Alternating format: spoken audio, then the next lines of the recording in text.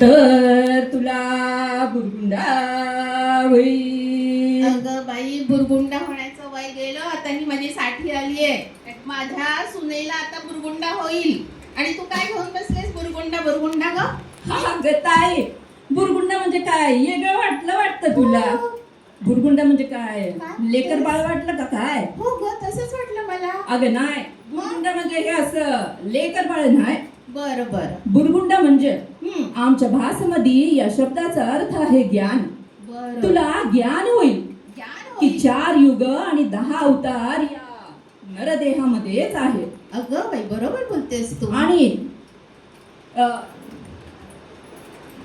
याच्याच साठी संतांनी ग्रंथाचं भारुडाचं निर्मिती केलेलं आहे ताई. बरोबर. मला सांगा, आता एखाद्या ग्रंथाचं पान फाटलं तर तुम्ही काय करते? आज झेरॉक्स काढताय. झेरॉक्स असतं आपलं. अगदी पूर्ण पुस्तकच खराब झालं तर तुम्ही त्याचं नवा आवृत्ती काढू शकताय. आवृत्ती काढतो, बरोबर आहे. आता मला सांगता येईल, बोल.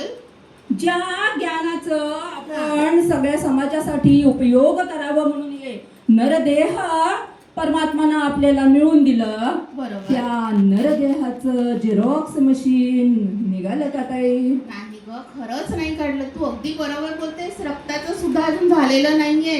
रक्त सुद्धा दान करावं लागतं आणि म्हणून त्याच्यासारखं पुण्य नाही. तू अगदी बरोबर आता बोलतेस. थोडं कळायला लागलं या ताईला. हो हो, खरंच कळायला लागलं. म्हणून आणि हे म्हणते मी. सगळ्यांना पण कळतंय. हे असं बरं. मला सांग ताई, तू काय काम करते काय? हो, मी ज्योतिषाचं काम करते. मी टॅरो रीडर आणि वास्तू कन्सल्टंट आहे. आज 30 वर्ष मी हेच करते आहे. किती छान.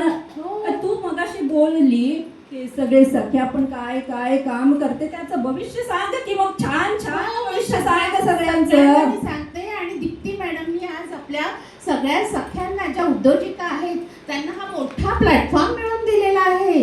आणि त्याच्यामध्ये आपले बघा, इथे लाडू आहेत, इमिटेशन ज्वेलरी आहे, परफ्युम्स आहेत, आणखी बरेच काही अशा उद्योजिका आहेत सख्या, त्यांना मोठा प्लॅटफॉर्म मिळून दिला आहे. कुठे आहेत आमच्या दीप्ती देसाई मॅडम? दीप्ती ताई त्या एवढं तिथे सगळं बसल्या. चांगलं काम करते. परमात्माचं खूप आशीर्वाद तुम्हाला.